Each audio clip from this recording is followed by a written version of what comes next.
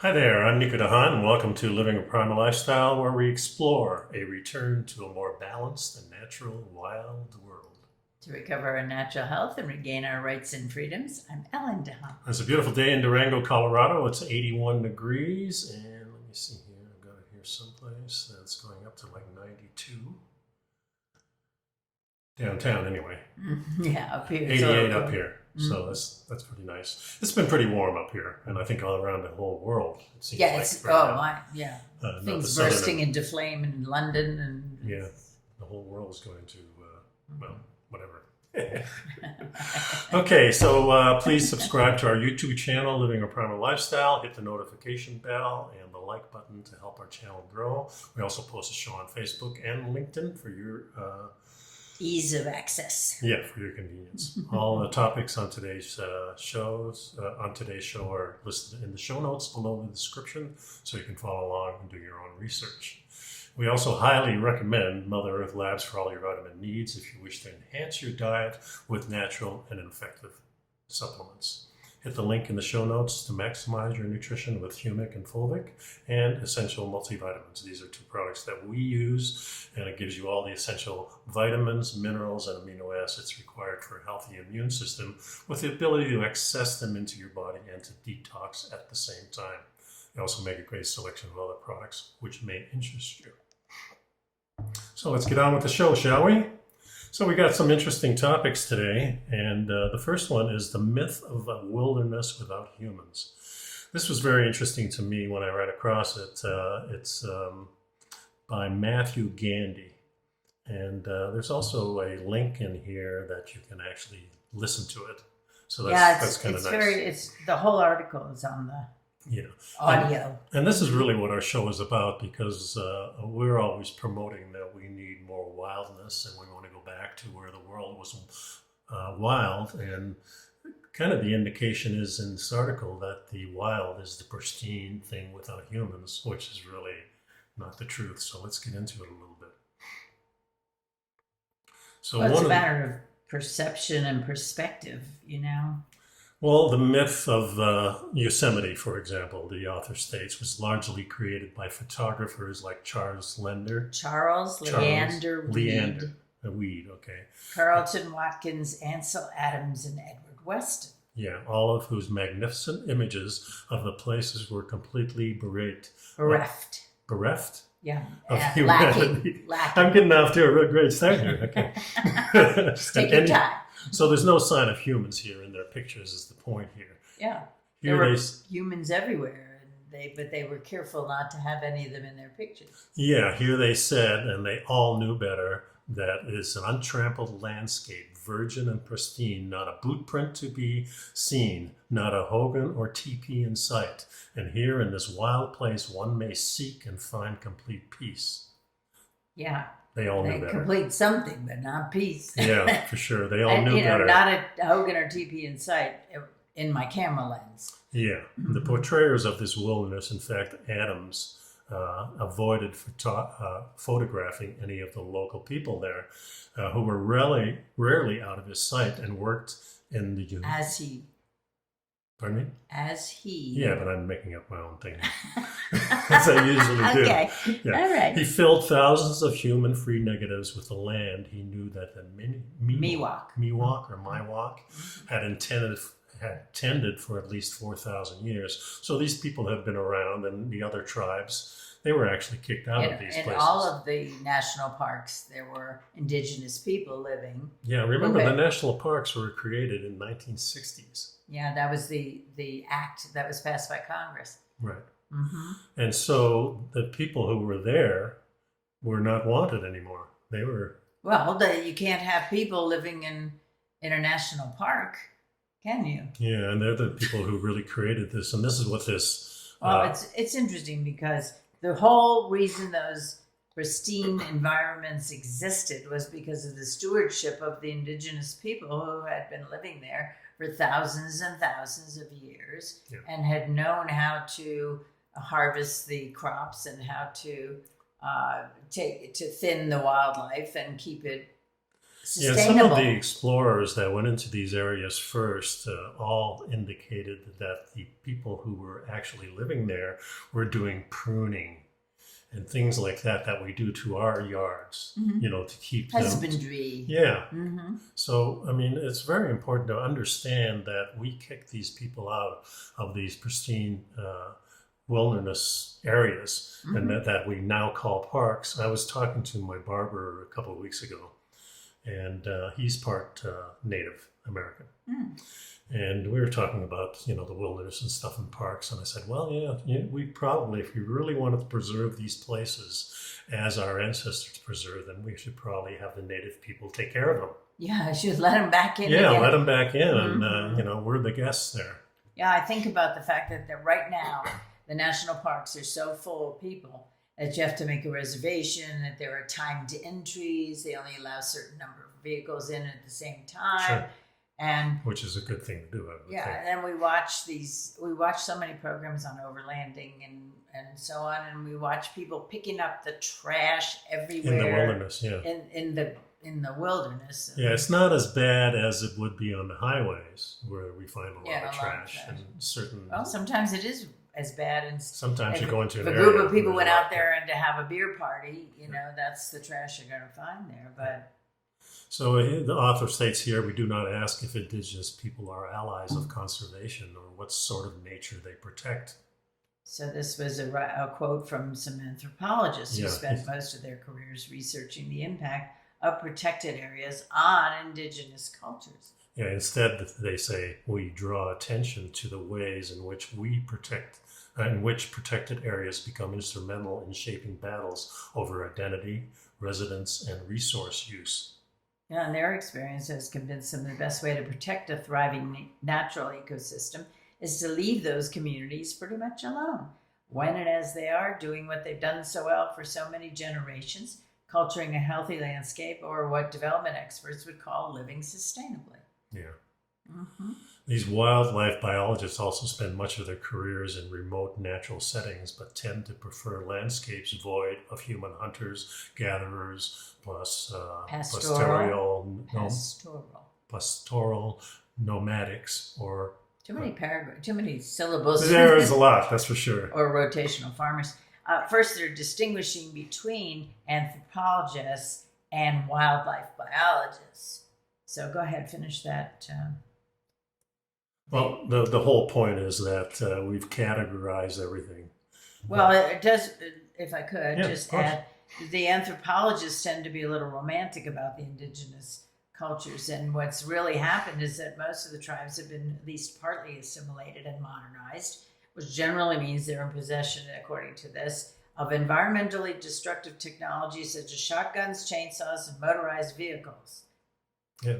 Which wreak havoc on a healthy ecosystem. Well, I mean, they're loud. Of course, some of the new systems are electric, so you don't hear the chainsaw as much if they're using that. But they're using electricity. But they're using electricity, yeah. Mm-hmm. Yeah. So he says the myth of wilderness, he writes, is that we can somehow leave nature untouched by our passage. He goes on to challenge the shop-worn and often misunderstood. Now, shibboleth means it means a concept that was popular and accepted, but has now been disproven. Oh, okay. It's no longer. And the shibboleth of Henry David Thoreau, that in the wilderness there's preservation of the world. Well, in a sense, he's right. It's preservation of the world, but there were people there. It's preservation of green space is what it is. Mm-hmm. And it's very interesting because for decades there have been somebody like Diane Fossey with the gorillas, and other anthropologists have said this for decades, that the minute you go in there and interact, even if you're just watching, it changes what you're watching. It impacts on what you're watching. It impacts if you go into a tribe and question them about how they live their lives. It changes the way they live their lives. You can't say it's untouched. Yeah, when I was in the pest control business many years ago in the early 80s, I remember an arborist came and did a talk, and one of the things he mentioned, he says, okay, you have 10,000 acres of wildness, and you put a road right through the center, half of the animals die. Yeah. Just because of that. Of the road. Just because of the road. And he also gave the indication of the rabbits when they go around trees and stuff like that, they make a little path. He says, imagine what an 18-wheeler does. Well, aside from the noise, the oil and gas pollution, it changes the whole environment. It's interesting because the native people just look at it so differently. They were interviewing a guy who was a Kamanini hunter from a section of the Kalahari, which is now a national park. And the Kalahari is like a big farmland, he says. It is not wilderness to us. We know every plant, every animal, every insect. We know how to use them. No other people could ever know and love this farm like we do. Yeah, it's an interesting perspective that it's our garden, it's our farm, it's our source of sustenance and oxygen. Well, also, we have people that came over from Europe and discovered America when there were people here. And we were talking this morning, and it's like me going up to Yellowstone and saying, hey, I just discovered this, but there's people here. Well, so what? I discovered it. Exactly, yeah. Yeah, it's kind of It says here, too, when one perceives humanity to be something separate from nature, it becomes easier to regard landscapes in their natural state as landscapes without human inhabitants, and aspire to preserve wilderness by encouraging the existence and the survival in landscape as many species as possible, minus one, the human being. Yeah. So this is a really bad perception. There's an example here of a local, what is this?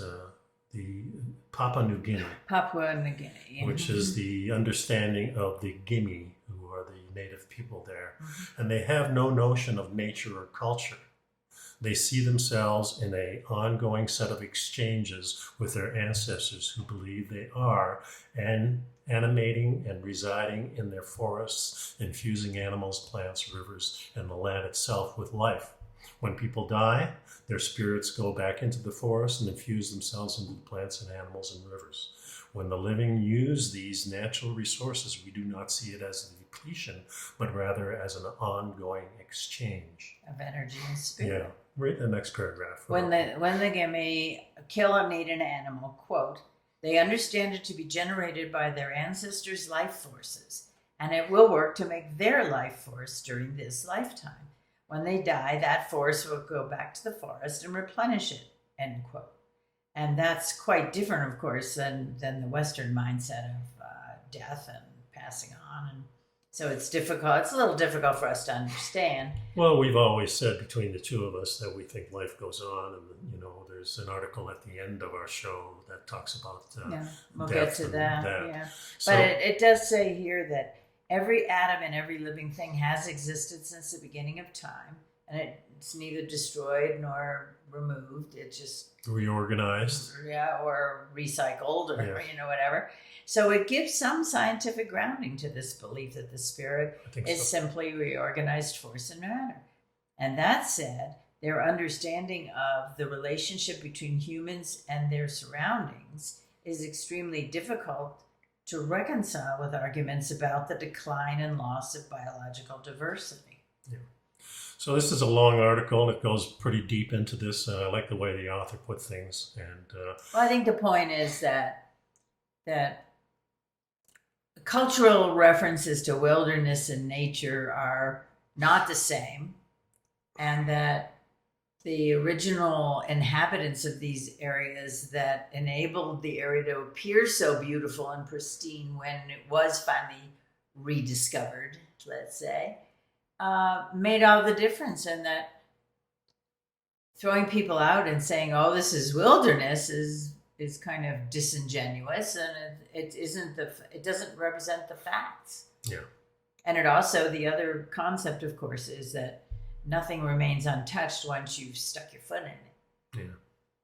Well, it's our whole Western culture is just kind of different than the natural world. We a lot of our the religions that are in what we call the Western world is separate from nature. We need to conquer nature. And I think when we talk about our ancient ancestors, we're not talking about the people who built the sewers and, like the Romans and the Greeks. We're talking about civilization before actually what we term. Before cities, before organized and civilization governments. is actually a word that denotes no wilderness in a sense. It's civil. Well, that's it's not wild. Well, that was the other thing. The word civil. There's nothing civil about civilization. No, because it's chaotic. It's demanding. It manipulates people. It takes advantage of people. Some people get things. Other people lose things. Yeah. I mean, there's no civility involved. And that's not to say the wild world, when you're living in there, is easy or anything like that. No. But learning to live with it is what our being in harmony with, instead of in confrontation. Yeah. Mm-hmm. Well, one of the quotes in here was talking about, this guy who just says, I can't, wilderness is just so bad and then the guy finds out that his daughter or sister was eaten by a lion. Well, that is just part of nature. People die and people get killed by animals and things like that. That doesn't dismiss the fact that what we're talking about today. Yeah. But it's an interesting article and a really basis for the show that we want to get more wildness into it. So certainly we know that human beings have managed these areas in such a way that when other people come in, they think that no human had touched it. Well, excluding people from the land and regulating the access to the land, charging money to go into the land. Yeah. And then having to clean up the trash and do all the other stuff to maintain the land does not comport with natural wild wilderness. It's a whole different thing. Yeah. Okay, let's move on. Read that article and make up your own mind. So this next article, Tanzania's Dilemma. It's not easy to go from a vax denier to a vaccine embracer. And the reason I ran across this is because I was watching a podcast and they were talking about the culture of some African countries like Tanzania that really had a culture of not wanting these new vaccines. Well, let's start. Maybe we need to start with the article of the actual statistics. No, let's start with the article first. Because on July 28th, and this is in 2021, the president of Tanzania was marking the official launch of the country's vaccine campaign. And he said it was a stark contrast to the country's COVID stance earlier that year. Because before they started doing these vaccines, there was no plans at all to receive vaccines. Or certainly no requirement. No requirement. Right. He says, the president said you should stand firm because vaccines are dangerous. If the white man was able to come up here with vaccines, he should have found a vaccine for AIDS by now. Yeah, well, I think that's apples and oranges. Oh, I agree. No doubt about it. Sure. Because clearly there were political and racial and cultural issues related to that. So the country's goal now is to vaccinate 60% of the country. And there's the population of Tanzania. And we had a couple of different numbers. Well, it says here 58 million. When I looked on Wikipedia, was like 63 million. Mm-hmm. Some large number of millions. Yeah, let's just call it 60 million. Okay. And there was no explanation of why that percentage was set as a goal. If you were to set a goal, you'd probably say 100%, I would think. Yeah, well, and this was after a couple of years of basically saying, you're not required to have the shot. You're not required. We're not worried about it. We're dealing with it with herbal remedies and homeopathic medicine. Yeah, one person says here, I met so many people who believed that COVID-19 didn't even exist. That was more propaganda from Western countries. Proving them wrong publicly was a bit tricky.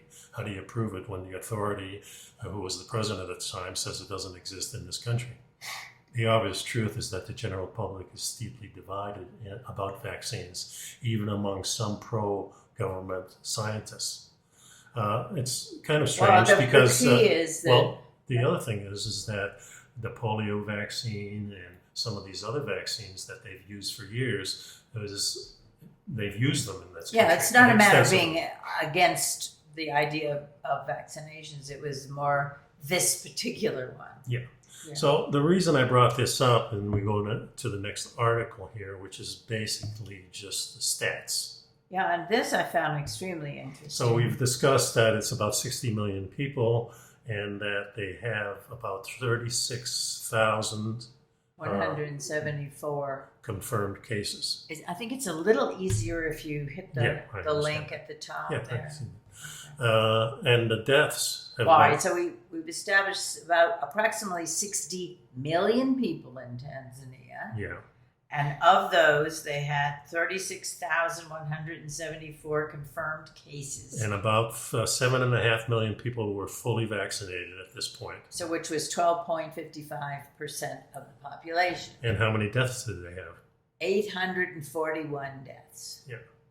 Out of 60 million people. So I was extrapolating this in my head. Mm-hmm. If we do 5 times the amount, we end up with about 300 million people, which is approximately what we have in the United States. Mm-hmm. And if you multiply 841 times 5, then you're talking about a little about 5,500. Yeah, maybe deaths. 5,000 or so. Yeah, a little over 5,000 deaths. Mm-hmm. So this is another one of these things, is that in the United States, we've had a heck of a lot more deaths than the 5,000. We've had hundreds of thousands of people die because of it. Mm-hmm. And we're the ones that are 60% vaccinated, which is what Tanzania's goal is. Yeah, so So what's actually going on here? And you think Tanzania is not it's not a small country, but it's not a real large country. So you're thinking that there's a lot more people packed in smaller spaces. Well, they certainly the don't cities have are certainly crowded. Yeah, and they don't have the hygiene there. Mm-hmm. They don't have in some cases. Yeah, and people aren't wearing masks there. Mm-hmm. Well, some are, some aren't. Yeah, some are, some aren't. Mm-hmm. But it's just an interesting thing that makes me think of, geez, you know what? Well, yeah, because we're looking at statistics, and the death toll was minutes, not even statistically relevant. You know, barely on the scale, and suddenly there's a move. Suddenly they completely reverse their position that they've been espousing for over like a year and a half, and so makes you think. Yeah, it certainly made me think. That's for sure. Mm-hmm. And I always thought, and I didn't actually look this up, was the death rate of every kind of death rate. Yeah, was it only from the virus, or was it other comorbidities? Well, did it go up at all? In other words, last year or the 2 years before or whatever. Yeah, and we don't have that information. No. Next article. How the pandemic screws up our antibiotics. So since antibiotics were discovered over a century ago, they've improved our lives dramatically. Research suggests that even extended the average human life expectancy by more than 20 years. That's probably true. Mm-hmm. But if we're not very careful now, humanity may backslide into a world where our antibiotics become more useless. And this, of course, is because of overuse. Yeah, overuse. And we talked about this a little bit recently in a show, and I think it comes down to, as you mentioned then, people don't finish their course of antibiotics. That's one indication. Is one problem. And then overuse. Yeah, you get a cold and you've got some left over, perhaps, so you're going to be using it. And viruses have an innate ability.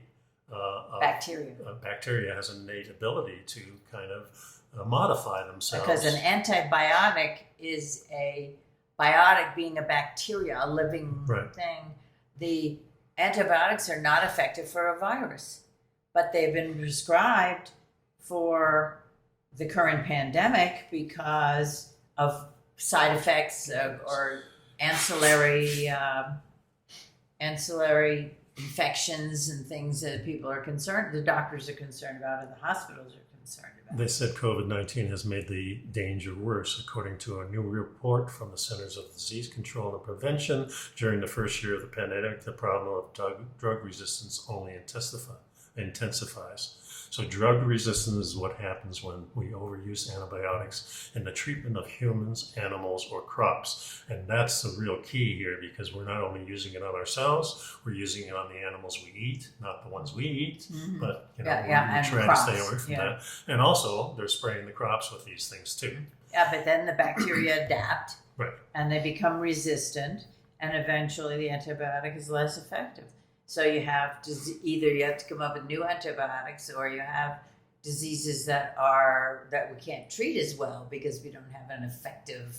Yeah, there's a lot of amoebas around you, and that goes through a hospital, and they can't treat it because it's not effective against what they're using. No, it's interesting because experts have been warning that we're approaching a post-antibiotic era, which is when our antibiotics would become largely useless against health problems that range from tuberculosis to STIs to urinary tract infections. And they noted that routine hospital procedures like C-sections and joint replacements could also become more dangerous because of the risk of associated infection, and especially infections that are required specifically in the hospital. So it says, but the COVID-19 pandemic has reversed years of hard-won progress. Drug-resistant and hospital-related deaths and infections from 7 pathogens grew 15% from 2019 to 2020, including a 13% increase in MRSA. MRSA is, by the way, methicillin-resistant Staphylococcus aureus. It was for a while. It was rampant in the hospitals, and you go in the hospital for something, you came out with MRSA, and it was hard to treat. And then they got it under control. But in 2019, the CDC had reported that the rates of MRSA had dropped, and that overall deaths caused by drug resistance had decreased by 18% between 2013 and 2019. But now they seem to be going back up again. Yeah, one reason that the hospitals overprescribed antibiotics, according to the CDC, is that about 80% of the COVID-19 patients who were hospitalized were given antibiotics. And remember, we're talking about a virus. Yeah, and it isn't bacteria. affected. That particular virus is not affected by antibiotics. So again, they were worried about secondary infections and things you could catch at the hospital. Yeah. So another thing is, unfortunately, companies are just not incentivized to create new antibiotics. Yeah, they say that is the key right here to this article. Right. They say that there is something we can do. Drug companies could research and develop new antibiotics for use if our old ones stop working. But then... Yeah, since 1990, 78% of the major drug companies have scaled back antibiotic research or cut back altogether. Or cut it out altogether. They know it takes many years to do the research and develop it needed to bring a new antibiotic to market. It takes years. And most new compounds fail. And even when they succeed, the payoff is small. An antibiotic, which is at least in theory a drug of last resort, doesn't sell as well as a drug that needs to be taken daily. So in other words, if they're not incentivized to develop antibiotics for discrete treatment of a Z-Pack, something like that, because there's no repeat customers, we don't make any money. Yeah, so it's not about our health, folks. It's strictly about making money here. Oh, boy. Yeah. We should think of antibiotics as public good that are crucial to a functioning society, like infrastructure, maybe national parks. And the government should fund their research. Well, that's just common sense, right? Saying the government should pay for it, it's like there's some magic money somewhere. Where does that money come from? It comes from our taxes. Mm-hmm. It's not some mythical money source that's paying for this stuff. It's the general public. It's everybody in the country. Well, I think of it like the medicine man. Mm-hmm. He didn't profit any more than anybody else did. He got the same food that the clan or the tribe had. Mm-hmm. He was treated with reverence because of his knowledge, but he certainly didn't get more horses or more wives or whatever, issue is stature. The stature He was of taken healing, care of by the tribe. of course, as you would anybody who would. It's just, I mean, we take care of our mothers when they get older because what did they do for us? You know, they brought us up. They taught us. Hopefully, today's age, who knows? We won't go there. Yeah, exactly. Things have changed, certainly. So it's interesting. So it's interesting. And it says this mismatch with the pharmaceutical industry's profit-making imperative is why the government, and ideally also the private sector and civil society, needs to step in, according to a 2019 UN report. And that could include incentives like grant funding and tax credits to support the early stage research. The report also urged wealthy countries to help poorer nations improve their health systems and recommended the creation of a major new intergovernmental panel like the one on climate change, but for drug resistance. It just seems like nothing is simple. It's not a simple matter of saying wealthy countries should take care of poorer countries. It's a matter of there's so much Well, just involved. like wealthy people should take care of the poorer people. There's so much involved with the politics, the finances. There's also fear involved. I mean, if you're poor, you've got a lot more to take care of. When you're rich, you can sit back a little bit easier. Everybody wants that. And the profit incentive has just gone too crazy because it becomes number one over the health of people. Over and lots everything. of other things too, everything. Okay. All right, next? so let's go to the next. The plant, and this is some good news. Maybe. Well, plant-based it's along the lines of what we've been talking about for quite a number of shows about alternatives to the standard animal and plant. So the name of the article is The Plant-Based Protein Innovation That Has Big Name Companies Excited. And according to the Food Business News, whey protein is made from the liquid... That's WHEY. Yeah, whey protein. Not no way, right? Is made from liquid that remains after dairy milk curdles. This is a no-go for anybody who is like on a dairy-free diet or a vegan diet, or somebody who a lot of people are resistant to. Well, a lot of people have an allergy to whey. You know, something. It's becoming more prevalent than it was. Yeah. And there's another issue, however. In 2011, the USDA did a study and found that a commercial dairy farm with 10,000 cows generated an astonishing 33,092 pounds of greenhouse gas methane. They must be feeding them hay. Yeah. Or corn or something. Creating gas. I don't think they fart as much. And we had an article a couple of shows ago that talked about the fact that if you feed them right. Yeah, if you feed them right. There's not as much gas. Right. It's the same with us. You know, I can always tell if I've eaten something that I shouldn't be eating because I have gas. Right. Yeah. So thus, green-minded consumers, or simply those who can't tolerate lactose, needed to stay clear of this protein. So this is a different protein, and I don't think this is bad. It goes through a fermentation process. And that sounds to me like a pretty good process because this is a natural process that our ancestors used. And this is why we eat fermented vegetables and starches and things like that. There's only one thing here, another thing to add is that whey protein comes from dairy. Yes. What they're talking about is a company called Perfect Day Inc. And they are using fermentation to process plant-based microflora. Yeah. And it's comparable to algae. Yeah, and a lot of vitamins these days with real, like Mother Earth Labs and Body Health, the people that we use their products, have found a way to manufacture vitamins really well. Supplements from this thing. So it's not bad. And also there's fewer greenhouse gases. They use a lot less water, and they use a lot less energy in the production. Yeah, compared to the whey protein. But one of the things that they always mention here is, if you're on a plant-based diet and you want something like a Mars bar or something like that, or Three Musketeers, or you want to eat your M&Ms, now you can do it because this is better for you and it's not made from whey. It's a plant-based chocolate bar. But I'm kind of chuckling is that chocolate comes from plants. Yeah, it's a fruit, isn't it? Yeah, it's a Yeah. berry. Yeah. Yeah, cocoa berry. Yeah. And I'm just wondering. Well, what they're talking about is Three Musketeers and M&Ms. They're using Milk Way. Well, it's a milk Yeah, it's chocolate. not just it's not just the type of chocolate that we use. But so they're looking for a new plant-based chocolate bar that's based on this microflora that they're talking about, and remains to be seen. First of all, what it would taste like.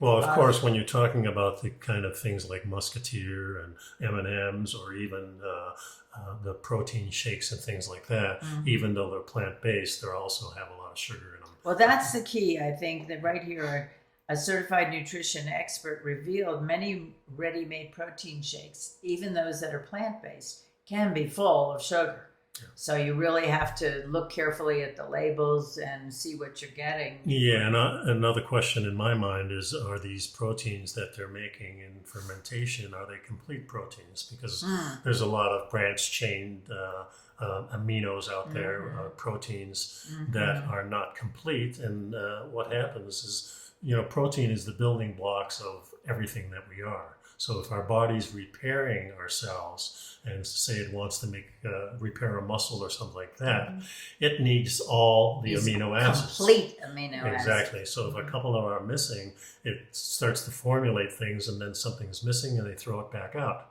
The whole thing out. They don't use any of it.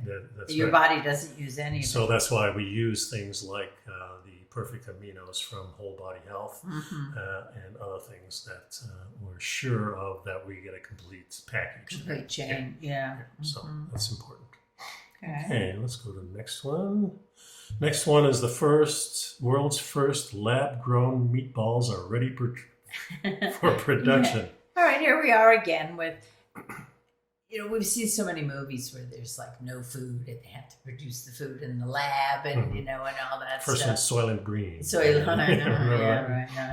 That's what always springs to mind. But again, it's when we had looked into the chicken product that was just mashing up everything and reconstituting it to look like a chicken patty or something, the nuggets. Well, now they have, China just...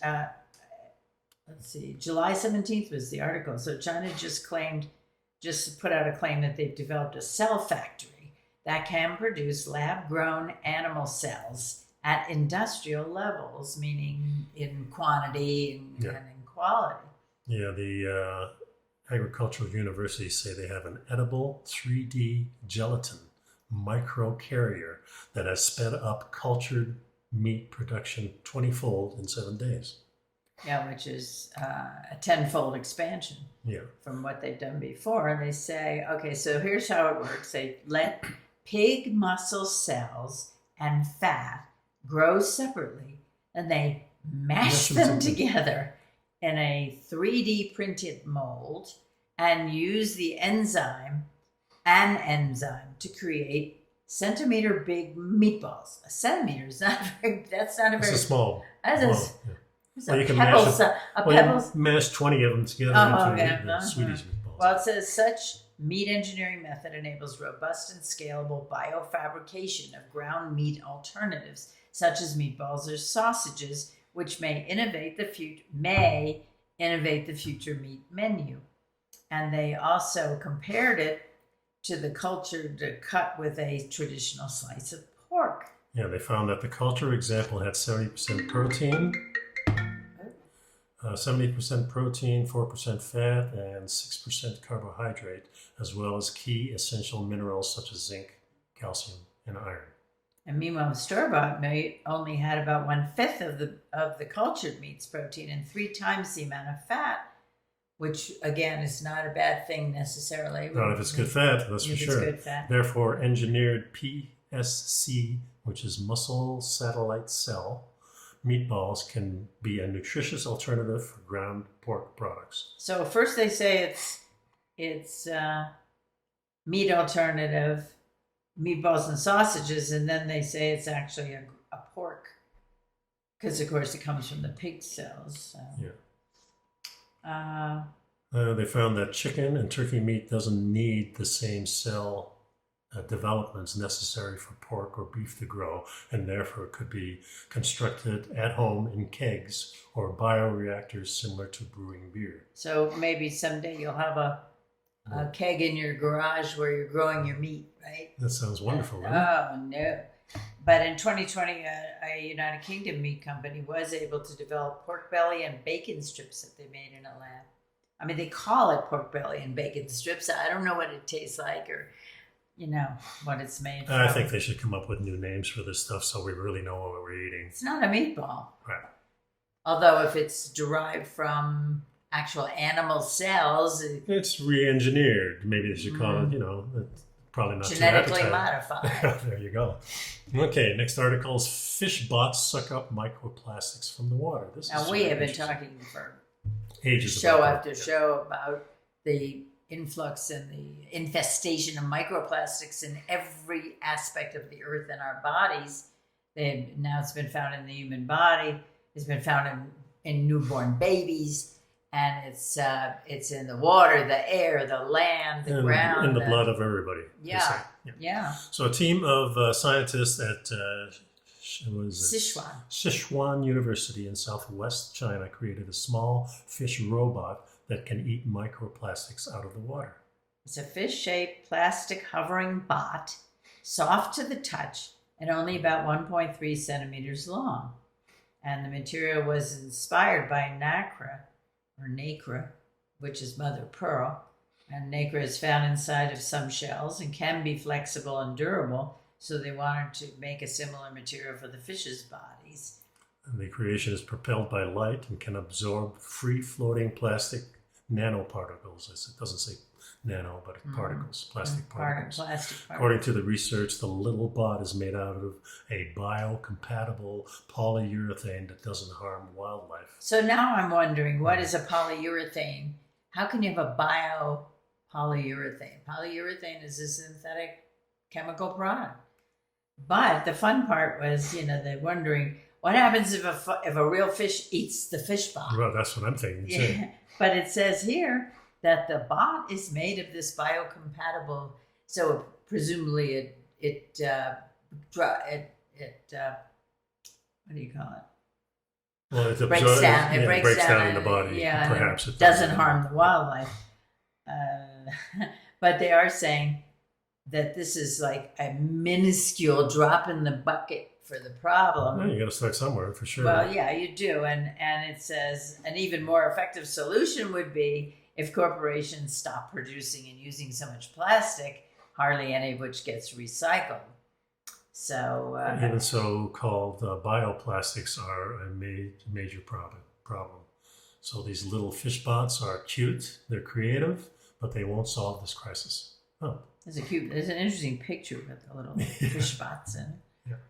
Well, we've got lots of good news. So the new one here is let's forget about electric toothbrushes. A new automated microbots from the University of Pennsylvania could rid your mouth of bacteria.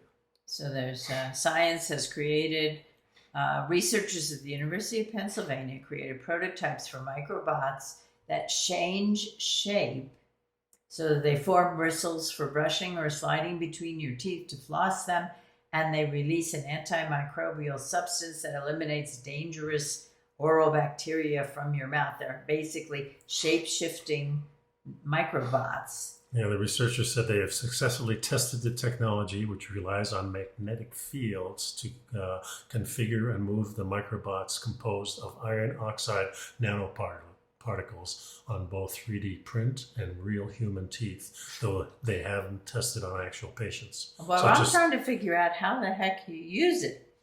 Maybe in a mouthwash type of thing? No, I think, well, I looked it up and it looked like some kind of a little brush type thing that you would then put on your tooth, and the idea was it has a magnetic charge and the iron particles form into bristles for certain surfaces. So they're attracted to the bacteria and they eat the bacteria. I don't know. I haven't figured it out, but. Well, it says here, as with new technologies, these automated toothbrushes would likely be extremely expensive if they were brought to market, at least initially. Research noted that their tech could be especially useful for older people or people with disabilities. So wait a minute. Mhm. Older people and people with disabilities are less likely to have the financial means of buying these. And so they're saying they're going to be kind of extremely expensive. Yeah. And so who's the target market, Well, the problem is you have to brush your teeth, and you have to floss your teeth, and you have to rinse your mouth. It's a manual, multi-step process. The big innovation here is that the robotic system can do all these three things in a single, hands-free, automated way. You'll be driving to work and brushing your teeth at the same time. It sounds more like a novelty item Maybe for right now. This may be the future. I'm thinking maybe it's something like a little liquid that you put in your mouth. No, not according to what we looked at. Well, I'll put that, what you found. Yeah, I did find an article that had some pictures and so on. So I'll put them in the show notes. So the last article is, after death, you're aware that you're dead, says scientists. Now, that's not quite as comprehensive as it sounds. There's a video in here, too. Actually, the video is very interesting. Time of death is considered when a person has gone into cardiac arrest. This is kind of different than the other day. We were reading an article that says we consider death at the last breath. Last breath. So, this is... But it says that cardiac arrest is the cessation of the electrical impulse that drives the heartbeat. Heart locks up, and the moment the heart stops is considered time of death. And I think you stop breathing at that point. Yeah, or you're gasping a lot. No, you're not breathing. But we've heard many times of people being dead and near-death experiences they call them. Well, yeah, but people who have been clinically dead for 8 or 10 minutes. Oh, that's brain dead. That's a different thing. But they're not breathing anymore. Some of them have been found in funeral homes, even, and all of a sudden they come back to life. Yeah, they come back to life. So. Yeah, that's very rare. I mean, there's some of that, and there's some of, and of course, if somebody's heart stops and CPR is administered or some way, and then the heart starts again. Yeah. Technically, they were I like dead, to maybe lay around for a couple of days just to make sure that I don't spring back to life. That's in my will. As far as, just leave me alone for a while, and I might come back. I might not. We know so little about when life begins and when life ends. Yeah. And this article is talking about the experiences people have who they're called clinically dead and then come back to life, and what they saw. No, there's actually two things in here. Mm-hmm. There's the near-death experience is what you're talking about. Right. That they were clinically dead and then came back to life, and what experience they had in terms of what they felt, what they saw, the bright light, the long tunnel, those kinds of things they can describe. And then there's also, in this article, discussion of the few seconds between the time that the heart stops and the actual cessation of all function, all electrical function. Right. And they're saying that they've been able to, I think in rats, they had been able to measure electrical impulses for a short period. Many times those who had such experiences talk about floating around the room, being aware of a medical team working on their body. They'll describe watching doctors and nurses working, and they'll describe having awareness and full conversations and visual things that were going on that otherwise would not be known to them. And sometimes if you're unconscious, if you're under anesthesia, they have documented information about people who feel like they're outside of their body looking down. And kind of like a LSD trip. Out-of-body experience. Yeah. Mm-hmm. We've all had that. Boy, Mars is running this one.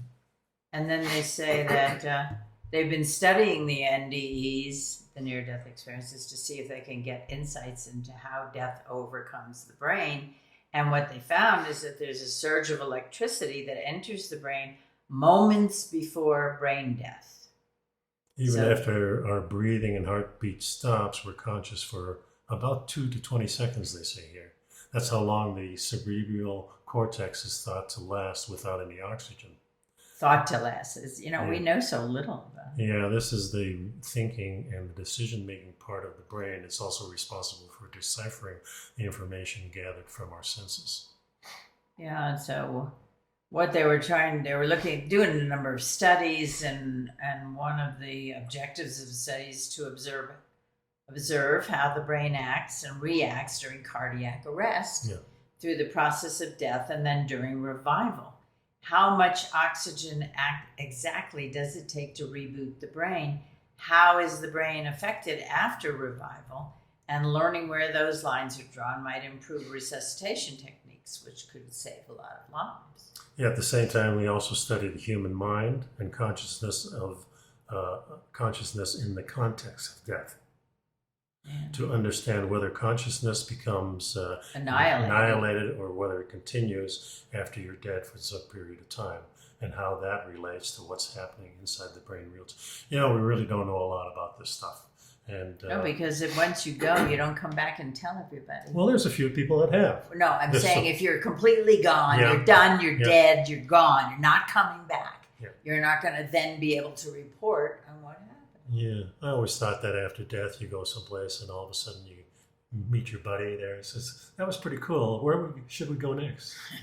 And you pop in somewhere else, whether it's an animal or who knows. We have no idea. And so many of these things that we're talking about, we really don't know. And that's the thing, because there's a lot of people around that say they know. Of course, religion. Well, you can't know for sure, but there are a lot of belief systems that include things like there's an afterlife that involves heaven or a heaven-like place. Mm-hmm. In Judaism, there is no hell. Mm-hmm. Everybody goes back to the hand of God. Mm-hmm. In a lot of the other cultures, there's reincarnation. Mm-hmm. There's a belief system, a spiritual belief system that you go into a kind of a middle state, a limbo state, where you process everything that happened to you in your life, and you get the lessons that you were supposed to learn from your life, and then you go back reincarnated again, and to have another the life. Christian religion has those three. They have the heaven, hell, and purgatory, which is kind of in between. Purgatory doesn't sound real good. But again, purgatory is kind of that limbo state, that in between while you're figuring. I think just our ancestors, when we talked about that first article about the wild, going back, you become part of the animals and the culture that is there. And the trees and the bushes and the plants. Yeah, you're part of everything, and your ancestors are there with you.